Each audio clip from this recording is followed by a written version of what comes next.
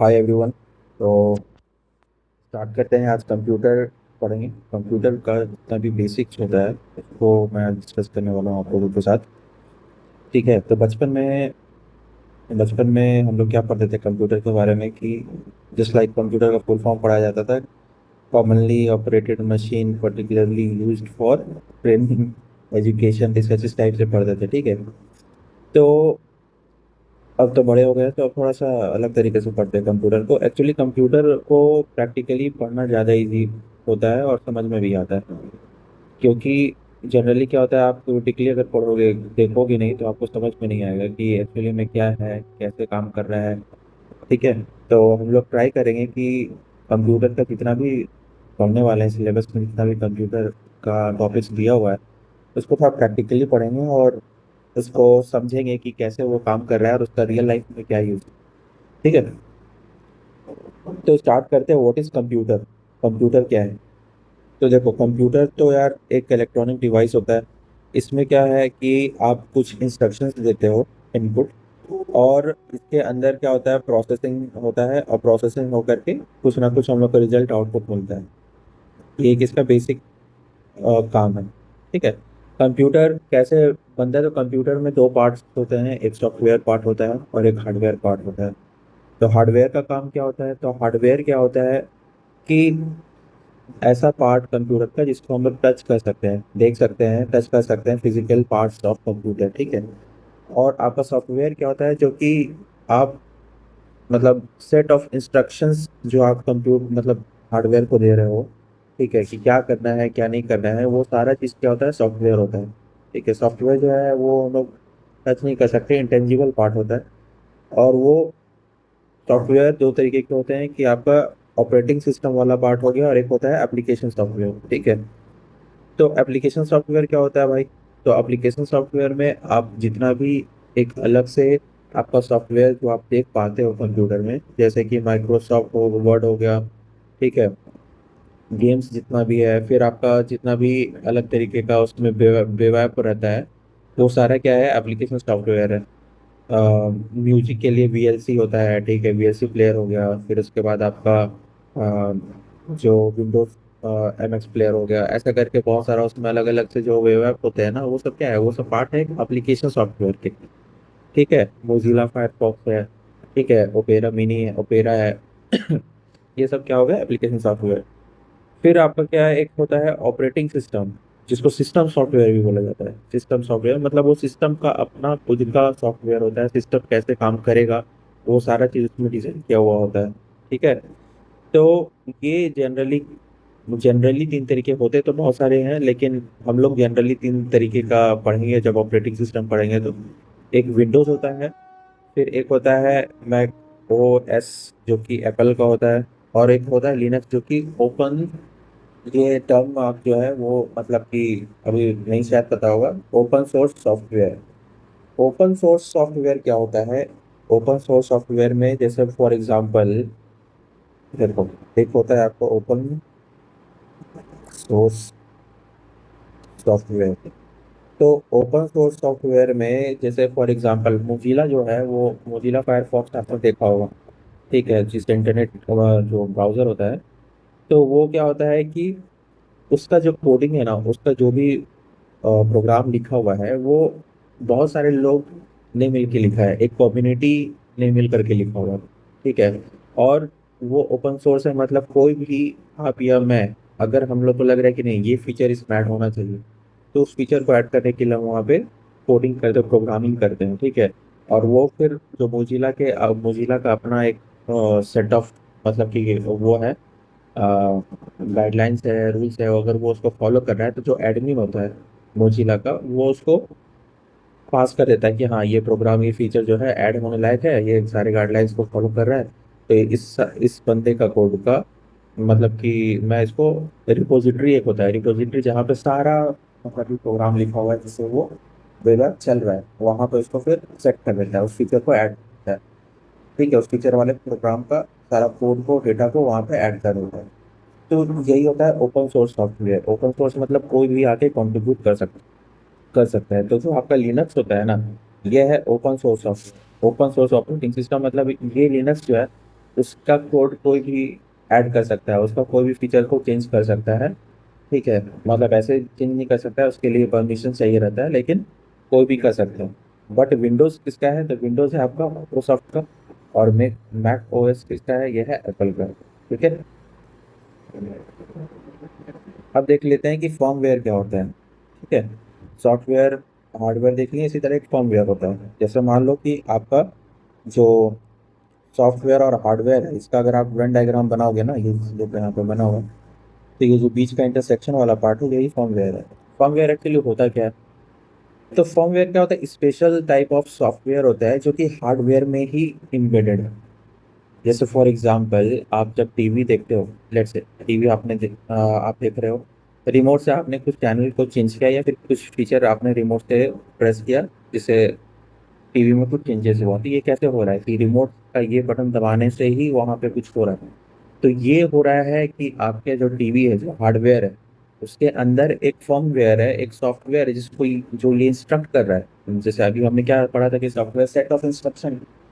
तो वो इंस्ट्रक्ट कर रहा है, जो आपका टीवी के अंदर एक एम्बेडेड सॉफ्टवेयर है, वो इंस्ट्रक्ट कर रहा है हार्डवेयर को कि भाई ये सिग्नल मिला है, ये सिग्नल मिला है, तो इसके हिसाब से चेंज हो जाओ। ठीक है। तो वही चीज क्या होता है? फर्मवेयर होता है, स्पेशल टाइप ऑफ सॉफ्टवेयर। ठीक है, एम्बेडेड इनटू हार्डवेयर इटसेल्फ। ठीक है। बायोस स्टेट एग्जांपल है, जो बहुत इंपॉर्टेंट चीज है, इसको समझना बहुत इंपॉर्टेंट है, इससे क्वेश्चन पूछे जाते हैं, इसलिए ध्यान दीजिएगा। बायोस का फुल फॉर्म क्या होता है? Basic input output system. ठीक है। ये क्या करता है? Check every device connected to computer. जैसे फॉर एग्जांपल, आप कंप्यूटर जब ओपन करते हो, ठीक है, जब कंप्यूटर आप स्विच ऑन कर रहे हो, तो क्या होता है कि अंदर ही अंदर उससे कनेक्टेड जितने भी चीज़ें हैं, माउस, कीबोर्ड, हार्ड डिस्क। ठीक है, अगर मान लो कि उसके जैक में अगर आपने कुछ लगा के रखा है, एक्सटर्नल प्रिंटर लगा के रखा है, ठीक है, आपने उसके जैक में मान लो स्कैनर लगा के रखा, बहुत सारे ऐसे ऐसे चीज़ मान लो एक्सटर्नल डिवाइसेस लगा के रखा हुआ है। ठीक है, उसका अपना इंटरनल जो डिवाइस है, मदरबोर्ड है, उसका इंटरनल जो अपना स्टोरेज डिवाइस है, हार्ड डिस्क है। ठीक है, वो सारे को वो क्या करता है ना, चेक करता है क्या सारा प्रॉपर वर्क कर रहा है, सारे प्रॉपर मतलब की कंडीशन में है।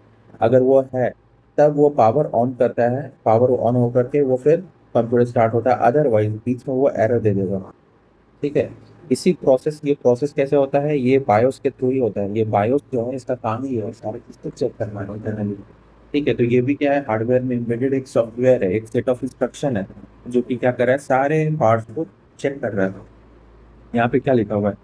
Check every device connected to computer till operating system gets loaded, it run test called POST. ठीक है, मतलब ये डिवाइस चालू होने के बाद जब तक ऑपरेटिंग सिस्टम जो है वो लोड ना हो जाए, तब तक वो क्या करता है? एक टेस्ट रन करता है, जिसको बोलते हैं POST, power on self test. इसका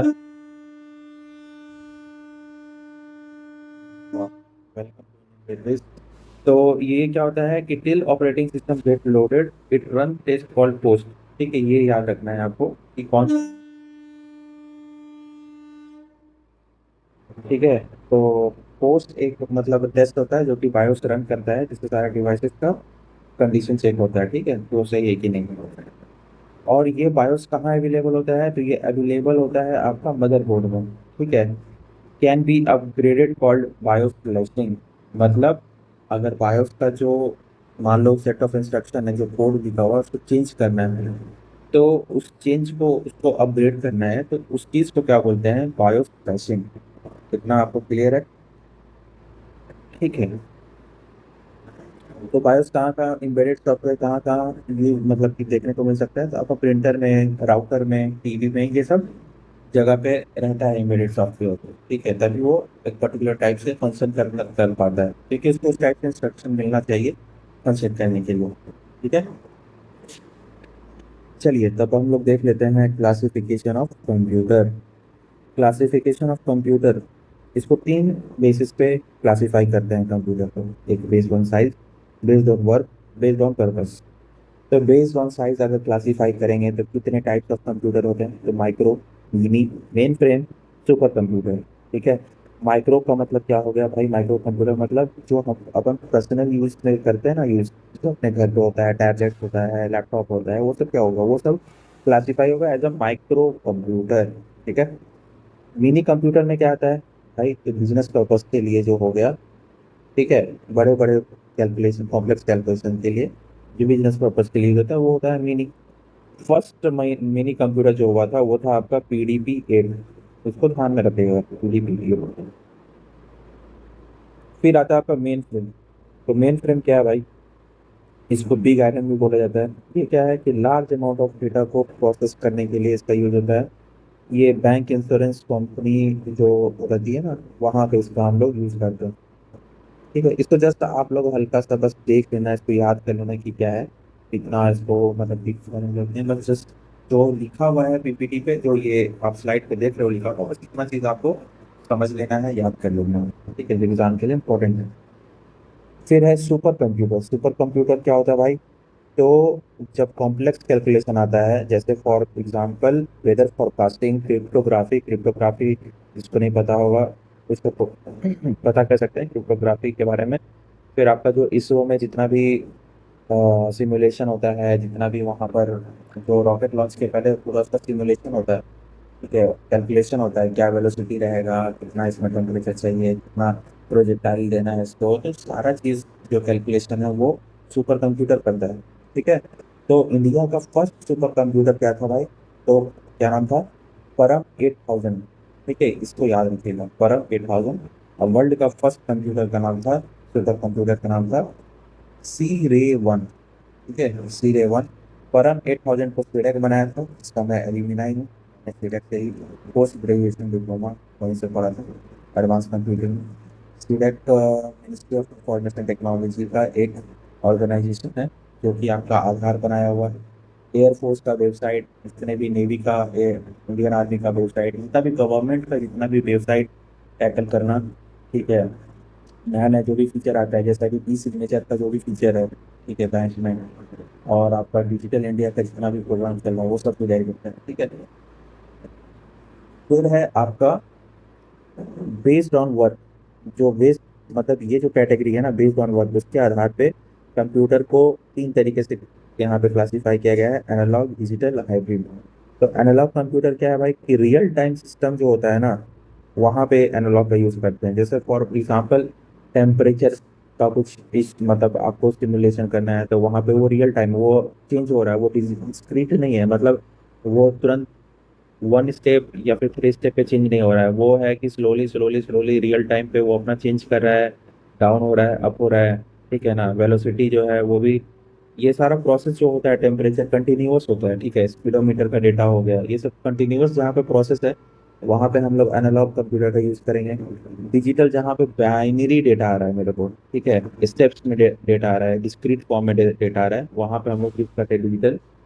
हाइब्रिड है mix of analog and digital, जैसे कि ईसीजी मशीन हो गया इसका एग्जांपल। इंडस्ट्रीज में जो भी ऑटोमेशन वाले जितने भी काम होते हैं, वो सब काम हम लोग हाइब्रिड कंप्यूटर से कर सकते हैं। ठीक है, अब है भाई based on purpose. Based on purpose एक होता है जनरल पर्पस कंप्यूटर, जो कि जनरली हम लोग आम जनता, आम पब्लिक यूज करती है। स्पेशल पर्पस कंप्यूटर जो होता है आपका, जैसे एटीएम हो गया, कंट्रोल सिस्टम, इंडस्ट्रीज में ऑटोमेशन के लिए जो यूज होता है, ये सब स्पेशल पर्पस कंप्यूटर में आ गया। ठीक है, हाँ जी। तो अब स्टार्ट करते हैं कंप्यूटर ऑर्गेनाइजेशन। तो कंप्यूटर ऑर्गेनाइजेशन जो होता है, क्या होता है ऑर्गेनाइजेशन में, उसके एक मेमोरी यूनिट होता है, एक कंट्रोल यूनिट होता है, एक एएलयू जिसको अरिथमेटिक लॉजिकल यूनिट बोला जाता है। ठीक है, कंट्रोल यूनिट और एएलयू, अरिथमेटिक लॉजिकल यूनिट, इस दोनों को कंबाइन करके हम लोग क्या बनाते हैं, सीपीयू बनाते हैं, या सीपीयू को बोला जाता है, combination of control unit and ALU. ठीक है, अब भाई मेमोरी यूनिट क्या करेगा, obviously storage data and instructions. ठीक है, ये जितना भी आपका डेटा और इंस्ट्रक्शंस होता है उसको क्या करता है, स्टोर करता है। फिर आपका कंट्रोल यूनिट आता है। तो कंट्रोल यूनिट क्या करता है कि सुपरवाइज करता है। क्या सुपरवाइज करता है, कि कब किसी भी डेटा को मतलब प्रोसेस करना है, कब उसको लेना है, कब उसको नहीं लेना है, ठीक है, उसको कहाँ स्टोर करना है, ठीक है, स्टेप बाय स्टेप कैसे प्रोसेस करना है, ये सारा काम का कौन करेगा भाई, ठीक है, काम करेगा आपका कंट्रोल यूनिट। फिर है आपका एएलयू, मतलब अरिथमेटिक लॉजिकल यूनिट। ये भी क्या करता है, जितना भी कैलकुलेशन होता है, लॉजिकल कैलकुलेशन होता है, अरिथमेटिक कैलकुलेशन होता है, वो सारा काम एलयू होता है, इसके अंदर क्या होता है, कैलकुलेशन होता है। ठीक है, फिर आपका आता है रजिस्टर। रजिस्टर है तो भाई रजिस्टर जानते ही हो, कॉपी वाला जो रजिस्टर होता है उसमें हम क्या करते हैं, उसमें भी स्टोर करते हैं। लेकिन यहाँ पे स्टोरेज तो होता है, लेकिन ये क्या है कि small fast storage location with in the CPU, CPU के अंदर ही होता है। जैसे मान लो कि ये मेरा सीपीयू है, ये सीपीयू है, तो इसके बाहर भी एक यहाँ पे मेमोरी यूनिट है, इसको प्राइमरी बोलते हैं, प्राइमरी। और फिर उसके बाद सेकेंडरी आता है, ठीक है। इसमें भी डेटा स्टोरेज, इसमें भी डेटा स्टोरेज, लेकिन सीपीयू के अंदर जो मेरा यहाँ पर है, इसको बोलते हैं रजिस्टर, ठीक है। रजिस्टर क्या है, स्मॉल है, इसका जो कैपेसिटी है, storing capacity of storing data is very small, ठीक है। एंड इसका जो लोकेशन है वो सीपीयू के अंदर है, therefore CPU can access data very fastly, ठीक है, from register. Within the CPU, it is used to hold data temporarily during processing. It means that some data which is very important, let's say your password, your username, which you often use. Then what CPU does, it saves that data which is frequently used in their small fast memory, which is called register. Okay, वो चीज़ यहाँ पे लिखा हुआ है। तो hope so आपको ये समझ में आ गया होगा कि रजिस्टर क्या होता है। जिसको बार बार एक्सेस करना है डेटा को, उसको अपने small fast location, memory location में रखता है, ताकि आराम से उसको एक्सेस कर सके, फास्ट काम हो गया, ठीक है। सेकेंडरी मेमोरी के पास ना जाना पड़े। सेकेंडरी मेमोरी मतलब जो आपका एक्सटर्नल होता है ना, हार्ड डिस्क हो गया, फ्लॉपी डिस्क हो गया, जो यूज नहीं करता है, वो सब हो गया, ठीक है। फिर है modern CPU are called microprocessor. ये चीज़ ध्यान में रखो, माइक्रो प्रोसेसर है मॉडर्न सीपीयू, ठीक है। सीपीयू जो है वो अभी कंट्रोल यूनिट, एएलयू, रजिस्टर, जैसे अभी पता चल गया कि क्या क्या है, ठीक है। अब आगे पढ़ते हैं input output devices. Input output devices जो होते हैं वो क्या है भाई, तो पार्ट ऑफ पेरिफेरल डिवाइसेस, जो कि कनेक्टेड एक्सटर्नली। पेरिफेरल डिवाइस मतलब जो बाहर, बाहर की तरफ, आउटसाइड जो भी आपके डिवाइसेस हैं, वो सब क्या है, आपके part of input output devices है। इनका काम क्या है, what does they do, they communicate between the user and computer, ठीक है। जो भी यूजर है, कंप्यूटर के बीच का कम्युनिकेशन है, वो हेल्प, इसके हेल्प से हो रहा है, that is going to be communicated by the help of what, peripheral devices like mouse, keyboard हो गया आपका, स्कैनर हो गया, प्रिंटर हो गया, मॉनिटर हो गया, ये सारी चीज़ें हैं पार्ट ऑफ कंप्यूटर डिवाइसेस।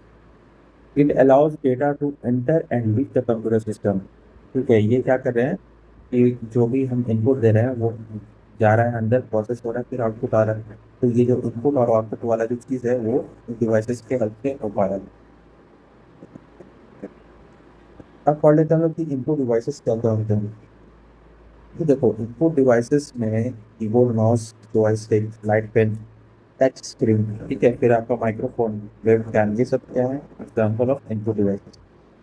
तो देख लेते हैं इंपॉर्टेंट इनपुट डिवाइसेस के बारे में थोड़ा। सबसे पहले आता है कीबोर्ड। तो कीबोर्ड में आपको यहाँ पे ध्यान क्या देना है, सबसे पहले कुछ कुछ चीज़ें को ध्यान देना है। इसका लेआउट जो होता है ना, वो लेआउट क्या होता है, क्वार्टी, QWERTY।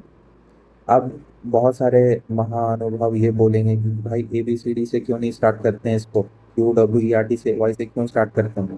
तो इसके पीछे का रीज़न है, जो वर्ड, जो आपका जिसको क्या बोल सकते हैं, जैसे आप फिंगर कहाँ रखते हो, ASDF पे रखते हो, ठीक है, फिर HZKL पे रखते हो, ठीक है, टाइपिंग करने के समय। तो जो फ्रिक्वेंट यूज होने वाला जो अल्फ़ाबेट है, जिसको एक्सेस कर पाना ज़्यादा इजी हो, वो आपका मिडिल रो में है, ठीक है। जिसको कम यूज़ करना है वो नीचे है।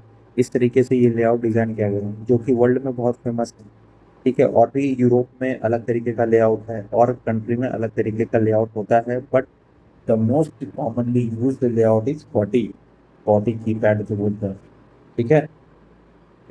इसमें क्या होता है भाई, फंक्शन की होता है। ये जो आपका है, ये F1, F2, F3, F4, ये गलत यहाँ पे हो गया है, ठीक है, तो हटा देते हैं। और ये समझिए, ये जो है ये आपका फंक्शन की है, F1, F2, F3 से लेकर के जो F12 तक है, ये आपका फंक्शन, ये क्या है, फंक्शन की है, ठीक है। फिर आपका यहाँ पर नेविगेशन की क्या हो गया, नेविगेशन की हो गया आपका ये जो एरो मार्क, ये एरो जो हो गया आपका, arrow keys, page up, page down, ये सब सब क्या है, ये नेविगेशन है। ये किस चीज़ के लिए यूज़ होता है, तो मूविंग कर्सर, ये कर्सर को मूव करने के लिए यूज़ करते हैं।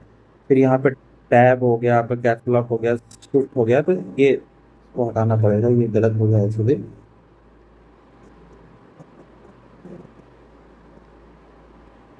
ठीक है, अब समझिए ये आपका फंक्शन की हो गया था।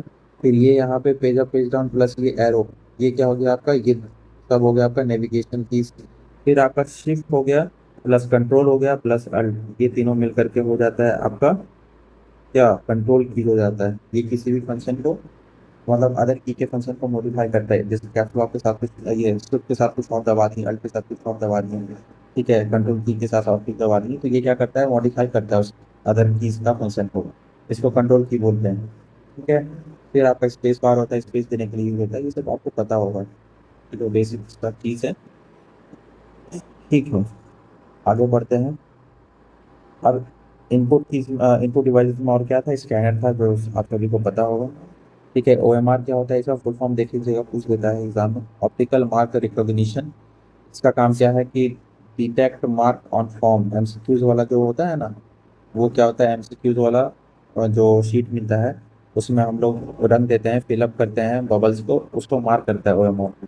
ठीक है, उसी तरह आई आई क्या है, MICR, magnetic ink character recognition, इसका काम क्या है, जैसे ये देखो, ये वाला जो पार्ट है ना, जो चेक के नीचे रहता है, ठीक है, चेक जो बैंक में रहता है उसके नीचे में जो ये रहता है लिखा हुआ, इसको, ये यूनिक होता है, ठीक है ना, तो इसको रीड आउट करने के लिए क्या करता है, ये डिवाइस का यूज करते हैं, एमआईसीआर का। It is use to read the magnetic encoded number, ठीक है, at the bottom of checks.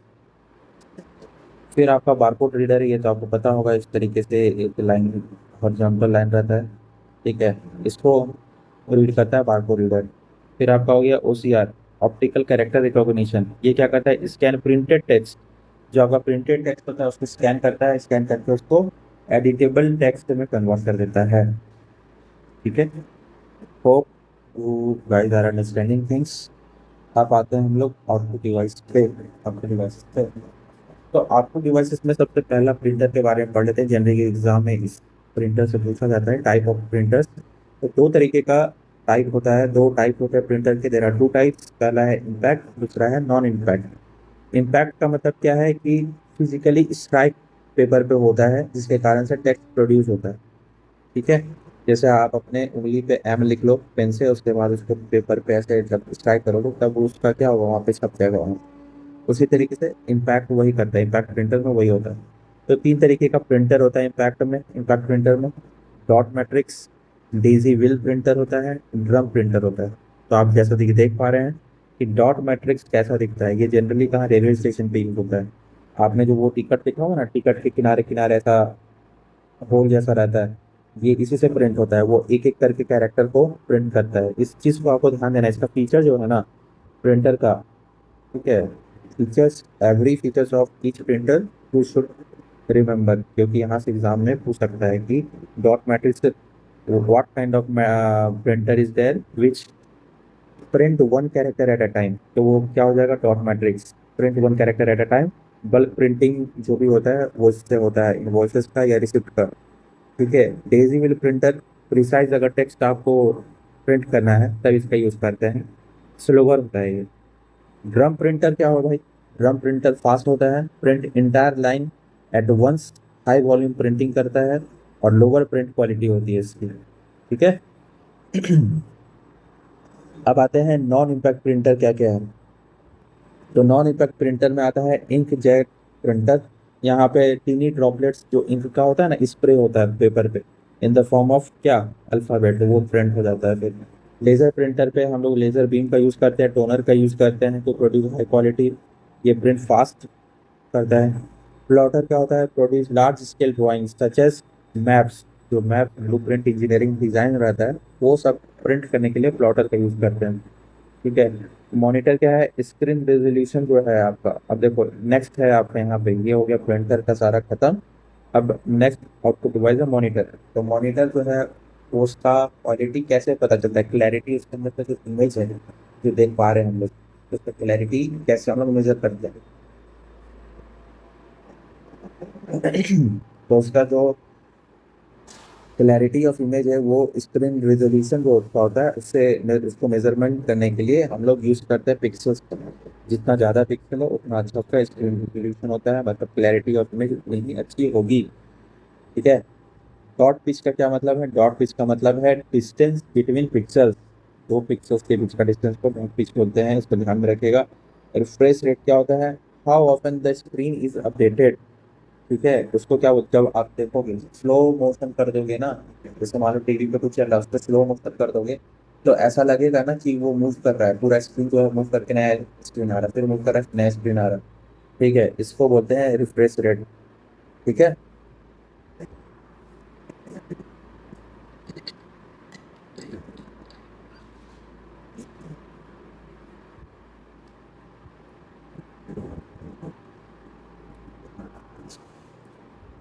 CPU के बारे में पढ़ लेते हैं। सीपीयू में जैसा मैंने बताया था कंट्रोल यूनिट होता है एएलयू, रजिस्टर होता है small fast storage areas with in CPU. इसके बारे में भी हमने देखा था। ठीक है, इसको और अच्छे से समझते हैं। देखिए ये जो आपका डायग्राम है ना, इसको अच्छे से समझना होगा।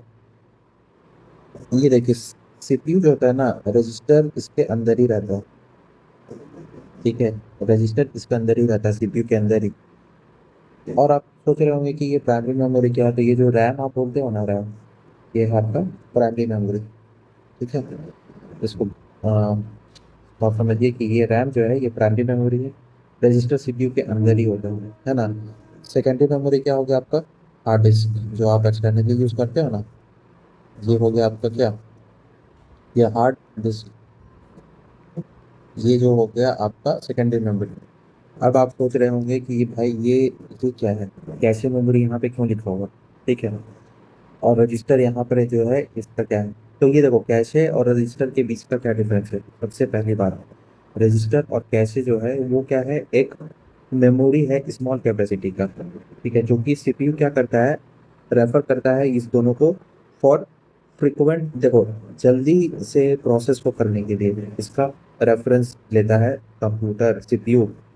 अब रजिस्टर का भी कब लेगा, कैसे मेमोरी का कब, तो इसका मतलब इसका समझो एक एनालॉजी के हिसाब से समझो कि जैसे फॉर एग्जांपल आप कुछ काम कर रहे हो, आप जैसे मैं यहाँ पे आपको पढ़ा रहा हूँ, ठीक है, लेट से आप फॉर एग्जांपल आप एक कॉपी में कैलकुलेशन कर रहे हो, उस मैथ्स का कैलकुलेशन कर रहे हो, तो वो जो आप कैलकुलेशन कर रहे हो उस समय जो करंट डेटा पे आप काम कर रहे हो, that will be stored in register. ठीक है, जो करंट डेटा है वो कहाँ स्टोर होगा? रजिस्टर में। और आपके पास जो फॉर्मूला बुक आपने शॉर्ट नोट्स बना के रखा है, एक फॉर्मूला बुक बना के रखा है जिसमें सारे फॉर्मूलेज लिखे हुए हैं, जिसमें आप वैल्यूज को पुट करके कैलकुलेशन कर रहे हो। ठीक है, तो वो क्या है, वो है कैशे में स्टोर। वो जो फॉर्मूला बुक है वो कैशे में स्टोर है। और वो पूरा जो मैथ्स का बुक है, जो पूरा आपका मेन नोट्स है जहाँ पे सारा चीज़ लिखा हुआ है, वो रैम है, वो रैम है। ठीक है, इतना चीज समझ में आया। जो करंट डेटा पे यूज, जो करंट डेटा आप काम कर रहे हो, करंट वर्किंग डेटा, वो रजिस्टर में स्टोर होता है। और कैशे में क्या स्टोर होता है? तो फ्रिक्वेंटली यूज्ड डेटा जो कि क्विकली एक्सेस करना है वो कैशे में स्टोर होता है। तो क्योंकि रजिस्टर जो है वो कहाँ स्टोर है? सीपीयू के अंदर, तो सबसे पहले किसको एक्सेस करता है? रजिस्टर को एक्सेस करता है। ठीक है, जल्दी एक्सेस हो सकता है। फिर कैशे मेमोरी को, देन प्राइमरी मेमोरी को, देन सेकेंडरी मेमोरी को। इतना चीज समझ में आया। इसका एक बहुत अच्छा एनालॉजी भी मैंने यहाँ पे रखा है, इसको आप समझो। ये एनालॉजी क्या है ये समझते हैं। जैसे फॉर एग्जांपल आपको कुछ डिश प्रिपेयर करना है, ठीक है, उस डिश को प्रिपेयर करने के लिए आप क्या करोगे भाई? पहले से देखोगे कि भाई वो मसाला वसाला, जैसे फॉर एग्जांपल आपके घर में कुछ खाना बना, ठीक है, उसमें आधा मसाला यूज हुआ, आधा मसाला रखा हुआ है। फिर आप गए किचन में, आपको कुछ बनाना है, तो आप देखिए कि अच्छा हाँ ये मसाला ये सब रखा हुआ है। तो करंट जो डिश प्रिपेयर कर रहे हैं उसके लिए मसाला पहले से रखा हुआ आधा बचा हुआ है, तो वो क्या है? रजिस्टर है। मतलब CPU first look data in register, register में देखेगा कि बचा हुआ मसाला है कि नहीं। ठीक है, वो मसाला का यूज करके बना लेगा खाना। अगर उसको मालूम वो मसाला नहीं मिला, तो वो मसाला तैयार करने के लिए वो डब्बा जो किचन के रैक पे डब्बा रखा हुआ है उसको देखेगा। ठीक है, तो वो कैसे होगा, वो जो डब्बा है वो कैसे हो गया।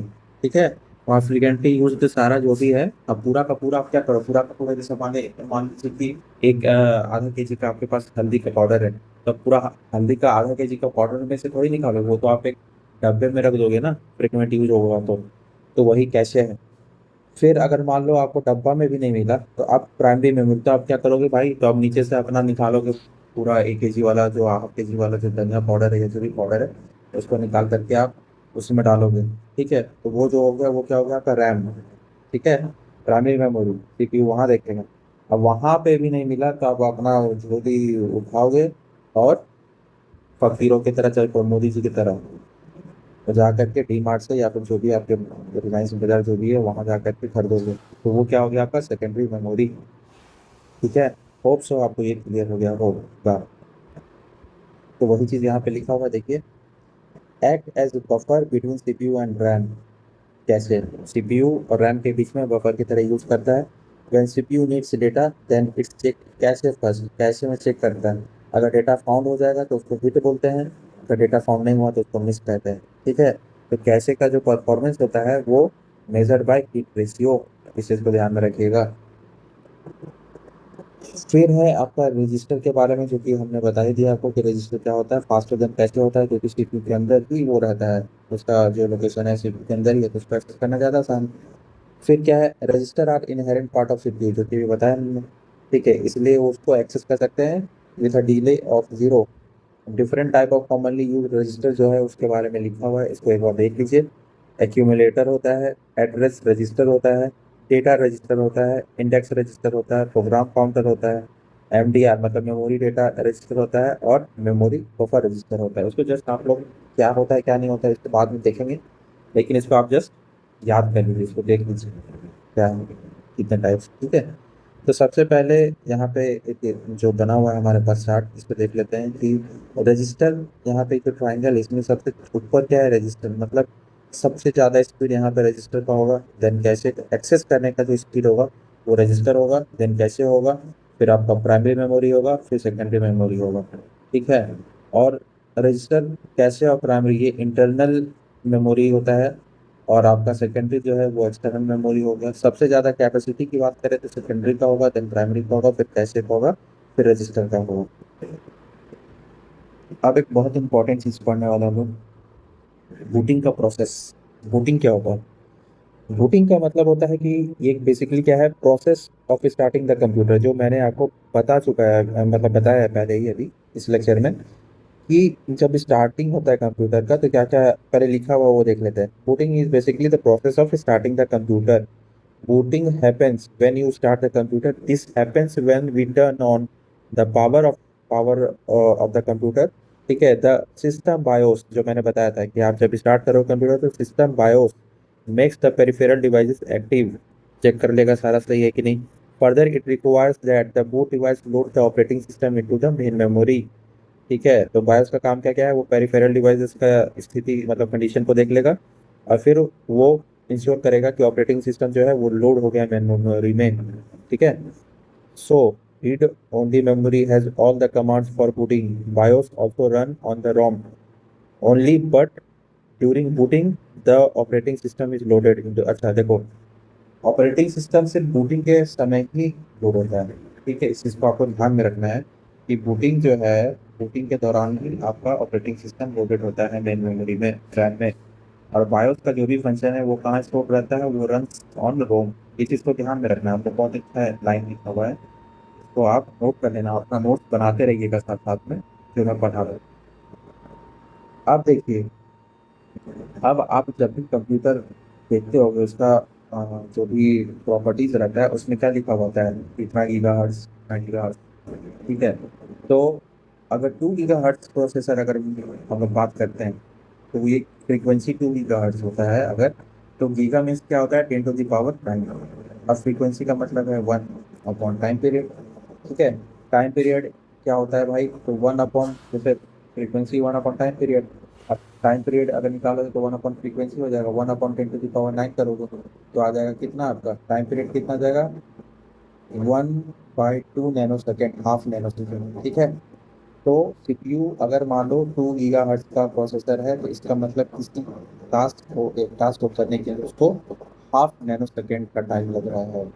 समझ में आया क्या होता है प्रोसेसर का फ्रीक्वेंसी का मतलब? ठीक है, फिर एक चीज होता है आपका सीमॉस। सीमॉस का काम क्या होता है? जैसे देखो, एक अभी हम लोग देखेंगे मदरबोर्ड प्रोसेस है, तो उसमें एक बैटरी लगा रहता है, सीमॉस बैटरी जिसे बोलते हैं। उसका काम क्या रहता है ना कि वो जो रियल टाइम का आपका डेट और टाइम का जो सेटिंग होता है वो मतलब कि कंप्यूटर बंद होने के बाद भी वो चलते रहता है। ठीक है, इसको बोलते हैं रियल टाइम क्लॉक। ये कीप ट्रैक ऑफ टाइम, ये हमेशा चलते रहता है चाहे आपका कंप्यूटर चालू हो या बंद हो। तो when the PC is powered off, a battery on the motherboard keeps the CMOS memory and RTC chip activated so that it does not lose time. ठीक है, क्लियर है?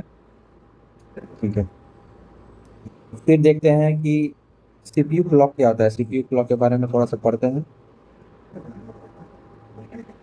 सीपीयू क्लॉक ये क्या करता है ना, जैसे हम लोग का हार्ट है ना, ह्यूमन हार्ट, वो क्या करता है कि वो बीट कर रहा है ना। तो बीट कर रहा है तो वो क्या कर रहा है कि सारा पंप करता है, ब्लड को पंप करता है, साथ ही साथ एक सिग्नल भेजता है चेक ऑर्गन्स को चेक करने के लिए, भाई सारा ऑर्गन मेरा काम तो सही कर रहा है। नर्वस सिस्टम, किडनी, लीवर, फलना ढिकना जो भी है आपका वो सही से काम तो कर रहा है। तो सीपीयू का भी क्लॉक वही करता है, वो सारा एक्टिविटी जो कंप्यूटर का चल रहा है उसको सिंक्रोनाइज करता है by sending regular electric pulses, और उसको मेजर करते हैं हर्ट्ज, मेगाहर्ट्ज, गीगाहर्ट्ज। ठीक है, फिर आपका इंस्ट्रक्ट देखो, रजिस्टर में बोला था ना मैंने कि बहुत तरीके के रजिस्टर होते हैं, उसमें से इम्पोर्टेंट जो है वो है instruction register and pointer register. तो इंस्ट्रक्शन रजिस्टर क्या करता है, जैसे देखो इसमें क्या होता है ना कि आपका जो सीपीयू होता है उसमें इंस्ट्रक्शंस आता है, मतलब जो इनपुट होता है इंस्ट्रक्शन, उसको प्रोसेस करता है सीपीयू। तो जो नेक्स्ट इंस्ट्रक्शन जो भी परफॉर्म होने वाला है वो उसको इंडिकेट करता है आपका इंस्ट्रक्शन पॉइंटर। और जब इंस्ट्रक्शन एग्जीक्यूट हो जाता है, जो भी इंस्ट्रक्शन एग्जीक्यूट होने के लिए सीपीयू में है, ठीक है, जैसे आप जब सीपीयू का आप खोलोगे ना, टास्क मैनेजर होता है, ठीक है, टास्क मैनेजर, जैसे मैं आपको दिखा ही देता हूँ, रुकिए एक मिनट। तो ये देखिए, ये टास्क मैनेजर है। इसमें देखिए डिफरेंट डिफरेंट यहाँ पे जो जो प्रोसेस चल रहा है, बैकग्राउंड प्रोसेसेस यहाँ पे, ठीक है, एप्स कौन कौन सा खुला हुआ है, एट द सेम सारा चीज़ देखिए, आपका मेमोरी कितना कंज्यूम कर रहा है ये, ठीक है, सारा चीज़ यहाँ पे दिया हुआ है। सीपीयू कितना यहाँ पे अपना लगा रहा है एक्सेस करने के लिए, वो यहाँ पे दिखा रहा है, ठीक है। तो ये सारा चीज़ यहाँ पे देखो, पावर भी कितना यूजेस हो रहा है वो सारा यहाँ पे दिखा रहा है। तो ये टास्क मैनेजर जो है वो क्या यहाँ पे दिखा रहा है, जितना भी प्रोसेस, जितना भी यहाँ पर चल रहा है मेरा टास्क, वो सारा चीज़ को यहाँ पे दिखा रहा है। सीपीयू में अपना कितना पार्टिसिपेट कर रहा है, मेमोरी सीपीयू कितने यूजेस है, मेमोरी का कितना यूजेस है, वो सारा चीज़ यहाँ पे दिख रहा है, ठीक है। तो एक मेरा इंस्ट्रक्शन कंप्लीट होता है तो सेकंड इंस्ट्रक्शन जो है वो लाइंड अप रहता है, तो उसको पॉइंट करता है कौन, आपका पॉइंटर जो यहाँ पे रहता है, इंस्ट्रक्शन पॉइंटर। ठीक है, ये चीज़ को ध्यान में रखिएगा कि इंस्ट्रक्शन रजिस्टर में क्या होता है, आपका जो नेक्स्ट इंस्ट्रक्शन है वो स्टोर रहता है, वो उसको इंडिकेट करता है। और जो इंस्ट्रक्शन पॉइंटर है वो क्या करता है कि एक इंस्ट्रक्शन का एग्जीक्यूट होने के बाद जो नेक्स्ट इंस्ट्रक्शन होता है उसको लोड करता है, ठीक है। शायद मैंने उल्टा बता दिया क्या, इंस्ट्रक्शन पॉइंटर जो है वो इंडिकेट करता है नेक्स्ट इंस्ट्रक्शन को जो कि एग्जीक्यूट होने वाला है। और एक मतलब कि इंस्ट्रक्शन एग्जीक्यूट हो जाता है तो नेक्स्ट वाला जो इंस्ट्रक्शन है वो कहाँ लोडेड रहता है, वो इंस्ट्रक्शन रजिस्टर में लोडेड रहता है, ठीक है। बस क्या होता है, तो बस होता है आपका transfer data between different computer components. एक कंपोनेंट से दूसरे कंपोनेंट में जो डेटा का ट्रांसफर होता है वो किसके वाया होता है, वो बस के वाया होता है, ठीक है। और जो देखिए ये है हम लोग का बस, ठीक है, ये इसको बस कनेक्शन केबल्स इस तरीके का आपने देखा होगा। और जितना ज़्यादा विड्थ रहेगा, यहाँ पे देखिए ये इसका विड्थ ज़्यादा है ना, ये इसका सबसे ज़्यादा है, इसका कम है, ठीक है। तो मतलब विड्थ इंडिकेट्स क्या है कि how many bits can be transferred simultaneously, ठीक है, कितना बिट्स जो है वो ट्रांसफर हो सकता है एक साथ। ये है आपका बस, ठीक है।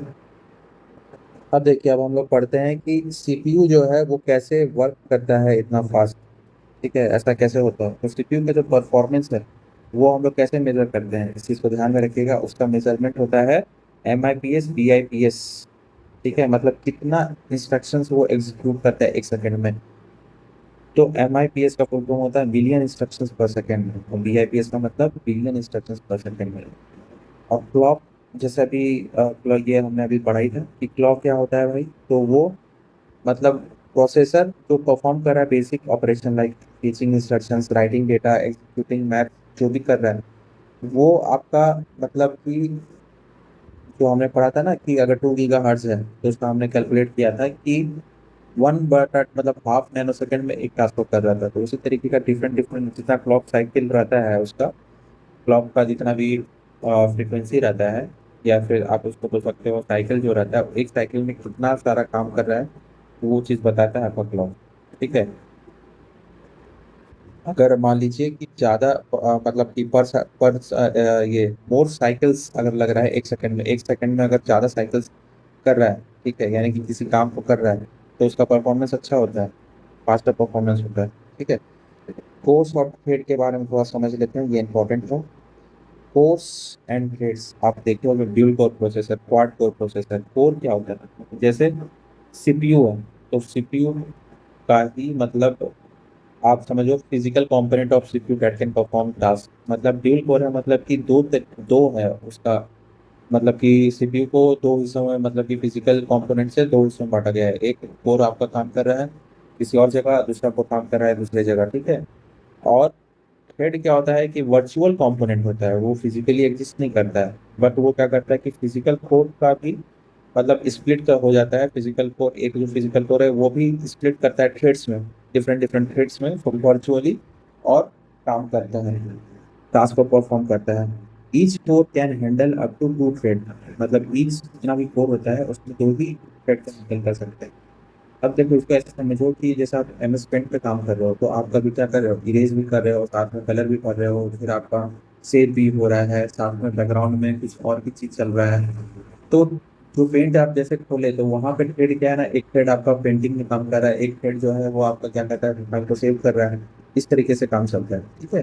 तो threads are like giving each worker जो आपका कोर है 2 hands to work faster and multitask. मतलब कि एक कोर एक वर्कर है, एक कोर है जैसे मान लो, ठीक है, एक वर्कर है, तो आप उसको 2 हाथ और भाई उसके पास, उसको आप 2 हाथ दे रहे हो मान लो।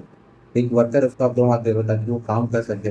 ठीक है। एक हाथ से दूसरा काम, एक हाथ से दूसरा, मतलब कि एक इंसान जो है वो कोर है और उसका दोनों हाथ जो है वो हेड है। इस तरीके से आप समझ सकते हो। मल्टीटास्किंग जो होता है ना कंप्यूटर में, वहाँ पे थ्रेड का बहुत ज्यादा इस्तेमाल होता है। और जितना ज्यादा कोर होगा, जैसे क्वाड कोर मतलब सीपीयू को आप 4 हिस्सों में बांट रहे हो। क्वाड मतलब क्वाड को 4 हिस्सों में, और 4 हिस्सों का 8 थ्रेड मतलब आपके पास है। ठीक है। इस तरीके से इसको समझ सकते हो, इसलिए सीपीयू फास्ट काम करता है। अब क्या है, component inside a computer cabinet. अब देखो ये क्या दिख रहा है आपको, ये है मदरबोर्ड। ठीक है। यहीं पे सारा चीज जो है, सारा चीज यहीं पे रहता है। मदरबोर्ड किस पे बोलते हैं, मदर बोर्ड का मतलब ये सीपीयू का, पूरे कंप्यूटर का मदर है यहाँ पे। ठीक है ना, यहीं पे सारा चीज जो कि अलग अलग फंक्शन करता है। ठीक है। यहाँ पे देख सकते हैं आप कि ये वाला जो पार्ट है मेरा, ये है आपका सीपीयू फैन एंड हीट्स, ये हीट माउंटिंग पॉइंट्स, ये सीपीयू सॉकेट इसको बोलते हैं। ठीक है। ये सीपीयू सॉकेट है, यहाँ पे क्या लगता है, ये प्रोसेसर यहाँ पे लगता है। ठीक है। यहाँ पे प्रोसेसर लगता है। फिर आपका ये वाला जो पार्ट है ये बायोस है। ठीक है। यहाँ पे बायोस है। फिर आपका देखो ये वाला पार्ट है, ये आपका क्या हो गया, हीट सिंक। जितना भी हीट हो रहा है उसको डिसिपेट डिसिपेट करने के लिए हीट है, यहाँ पे हीट सिंक लगा हुआ है। फिर आपका ये देखो आईडी कनेक्टर है यहाँ पे, है ना। यहाँ पे मैं जो रैम जो मैं बता रहा था आपको, रैम का स्लॉट, ये आपका रैम का स्लॉट यहाँ पे लगता है, रैम का स्लॉट। ठीक है। ये आपका पावर कनेक्टर, यहाँ से पावर देते हैं। ठीक है। 20 pin power ETX power connector ये हो गया। ठीक है। फिर यहाँ पे फैन जो होता है ना, ये फैन का कनेक्शन यहाँ से दिया हुआ रहता है, सीपीयू फैन का। ठीक है। फिर आप ये देखो कि यहाँ पे आपका ये सब जो दिया हुआ है इसको बोलते हैं पीसीआई स्लॉट। पीसीआई स्लॉट मतलब यहाँ पे एक्सपांशन स्लॉट भी इसको बोलते हैं, मतलब जो साउंड का कार्ड लगता है, वाईफाई का कार्ड, ग्राफिक कार्ड, ये सब जो लगता है वो यहीं पे लगता है पीसीआई में। ठीक है। पीसीआई का फुल फॉर्म क्या होता है, पेरिफेरल कंपोनेंट इंटरकनेक्ट। देखो यहाँ लिखा हुआ है पीसीआई का full form, peripheral component interconnect express. ठीक है।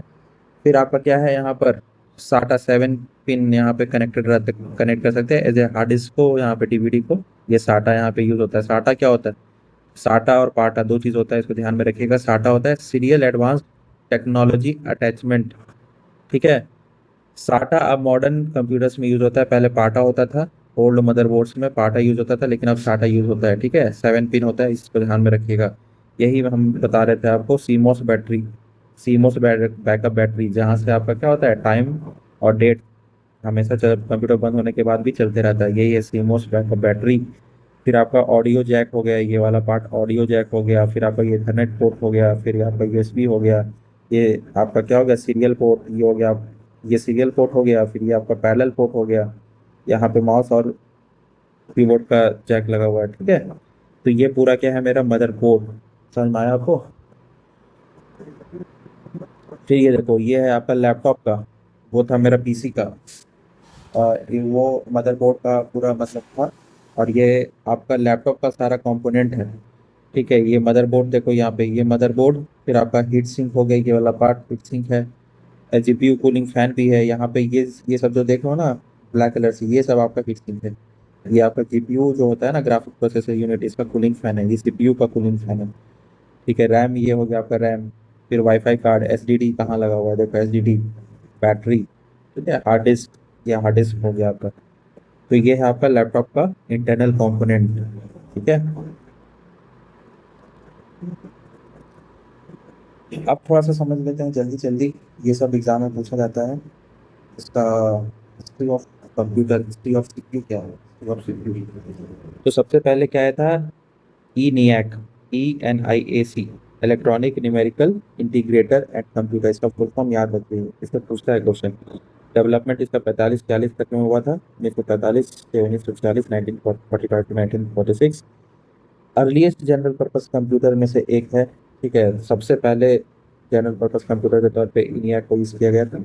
Use thousand of vacuum tubes, उस समय वैक्यूम ट्यूब्स था बहुत सारा, उसका यूज़ करता था, एंड पूरा इंटायर रूम का स्पेस ले लेता था।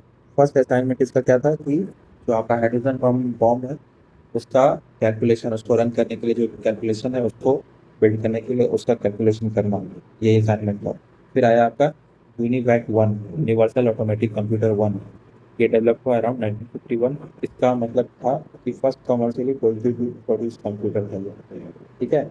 10 ट्रांजिस्टर्स, तो ये इन्वेंट हुआ था 1947 में, वैक्यूम ट्यूब्स को रिप्लेस किया गया था, मतलब ट्रांजिस्टर से 1950 के अराउंड, और स्मॉलर है, रिलायबल था, एनर्जी एफिशिएंट था, वैक्यूम ट्यूब को इससे रिप्लेस कर पाया।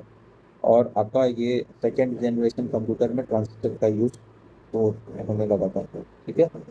फिर माइक्रो प्रोसेसर, जो कि अभी भी हम लोग यूज़ कर रहे हैं, ये डेवलप होता है 1971 के समय, और ये सारा सीपीयू को एक सिंगल चिप में इंटीग्रेट कर रहा था, सारा जितना भी सीपीयू का फंक्शन था वो एक सिंगल चिप में आ गया। Intel 4004, 4004 was the first commercially produced micro processor, इसको आपको ध्यान में रखना है।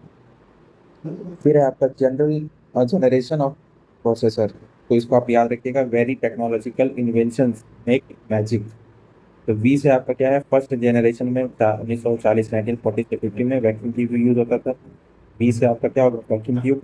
सेकेंड जनरेशन में टी फॉर ट्रांजिस्टर, ठीक है, 1950 से 60। 1960 से 70 थर्ड जनरेशन आई बोले तो इंटीग्रेटेड सर्किट्स।